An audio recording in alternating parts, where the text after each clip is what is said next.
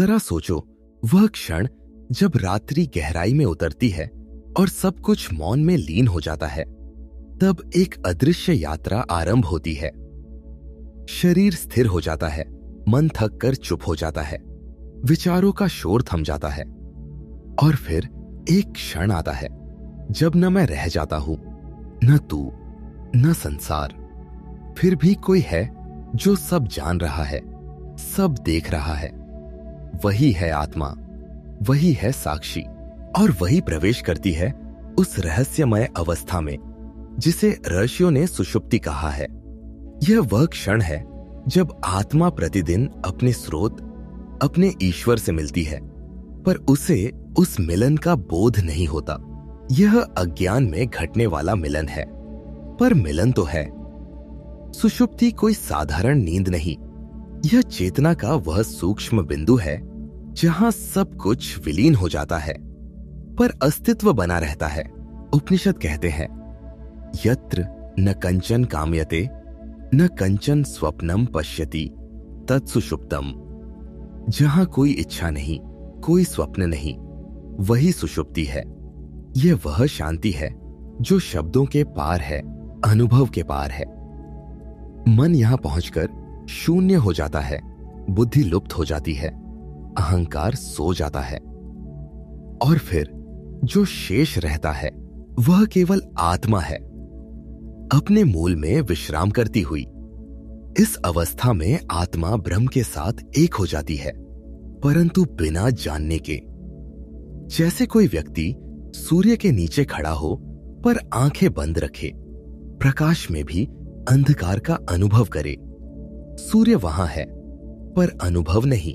भारतीय दर्शन कहता है कि चेतना 4 अवस्थाओं में कार्य करती है: जागृत, स्वप्न, सुषुप्ति और तुरीय।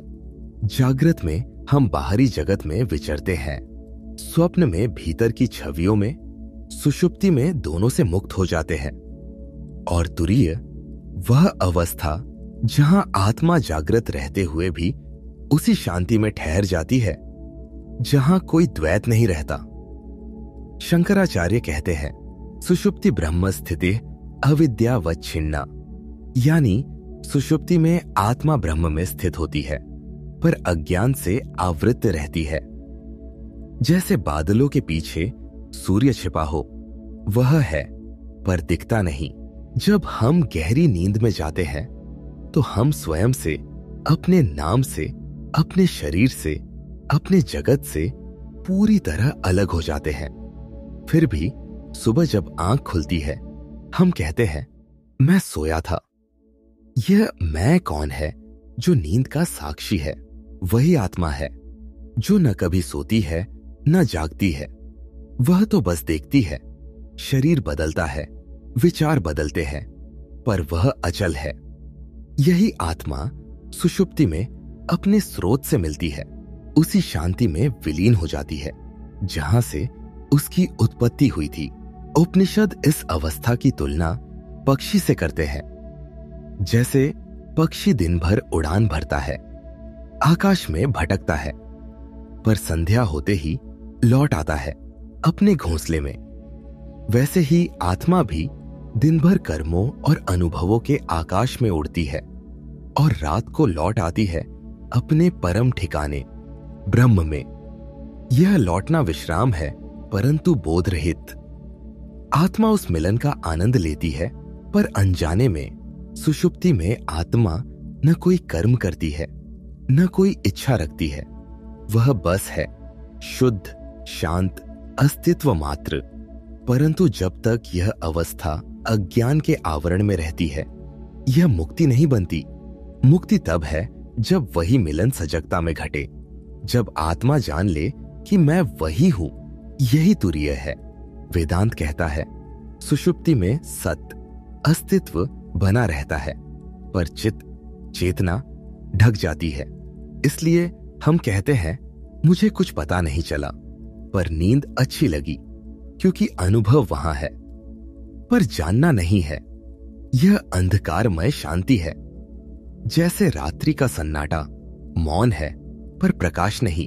अब कल्पना कीजिए, एक विशाल समुद्र, जिसकी सतह पर लहरें उठ रही हैं, टूट रही हैं। यही जागृत अवस्था है। लहरों के नीचे एक हलचल है, वह स्वप्न है। और समुद्र की गहराई, वही सुषुप्ति है। सब कुछ थम गया है, सब कुछ शांत है।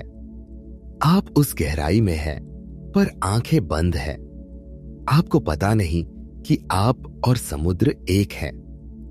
जब वही आंख खुल जाए, वही मौन बना रहे और साथ ही यह बोध हो कि मैं वही समुद्र हूं, वही तुरीय है। सुषुप्ति और तुरीय के बीच यही अंतर है, अज्ञान और ज्ञान का। योग शास्त्र कहता है, निद्रा भी एक वृत्ति है। जब साधक उस निद्रा को साक्षी भाव से देखने लगता है, तब वही सुषुप्ति ध्यान बन जाती है। ध्यान का अर्थ यही है, उसी शांति में उतरना, पर सजग होकर। नींद में आत्मा ब्रह्म में लीन होती है, पर अनजाने में ध्यान में आत्मा उसी ब्रह्म में लीन होती है। पर जानकर यही है आत्म साक्षात्कार का बीज। अब प्रश्न यह है, क्या यह संभव है कि हम जागते हुए भी उसी शांति को जी सके? हां, यह संभव है। जब मन का शोर रुकता है, जब विचारों की भीड़ थमती है, जब इंद्रियां भीतर लौटती हैं, तब वही सुषुप्ति की शांति जागृत अवस्था में उतर आती है। यही साधना का उद्देश्य है, हर क्षण उसी मौन में जीना। इसके लिए ऋषियों ने 3 साधन बताए, साक्षी भाव, ध्यान और भक्ति। साक्षी भाव, जब आप अपने भीतर जो कुछ भी घट रहा है उसे देखने लगते हैं, बिना निर्णय, बिना पकड़। आप देखते हैं कि विचार उठे, चले गए, क्रोध आया, गया, भय आया, गया, और आप देखने वाले वही हैं, अचल। जब यह देखने का अभ्यास गहरा होता जाता है, तब भीतर का मौन प्रकट होता है।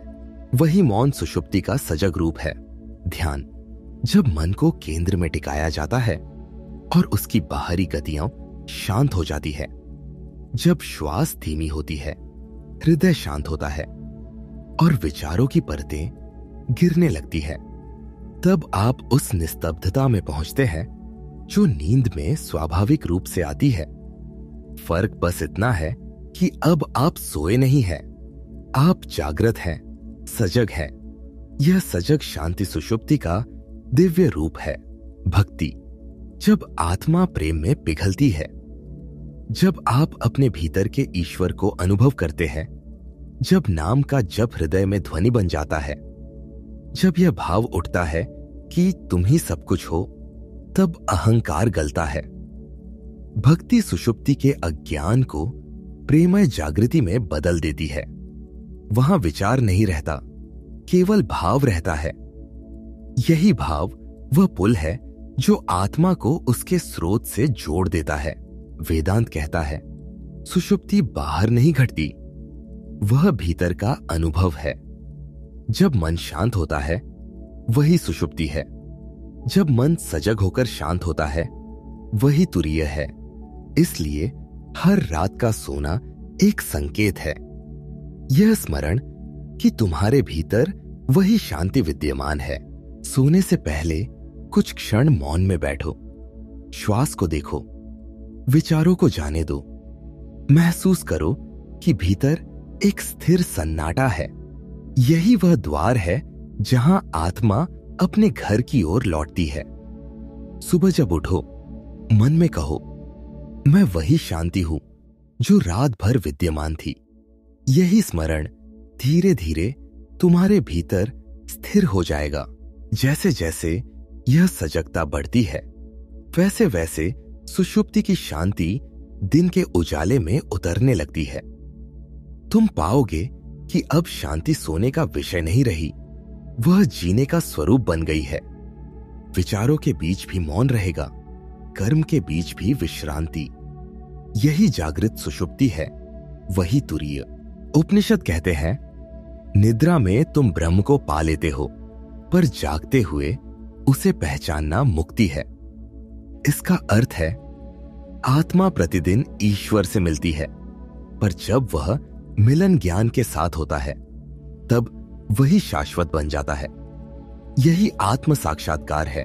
सुषुप्ति हमें यह सिखाती है कि ईश्वर कोई दूर की सत्ता नहीं है, वह हमारे भीतर ही है, उस मौन में जो विचारों के पार है। हर रात जब तुम सोते हो, वही आत्मा अपने मूल में लौटती है।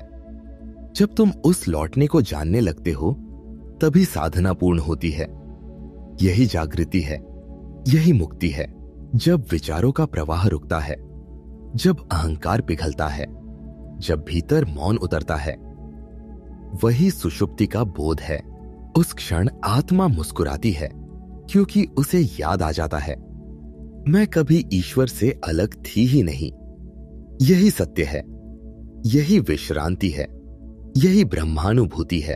अगर यह यात्रा तुम्हारे भीतर तक उतर गई हो, अगर इन शब्दों ने तुम्हें थोड़ी सी भी शांति का एहसास कराया हो, तो इस मौन की ज्योति को औरों तक पहुंचाओ।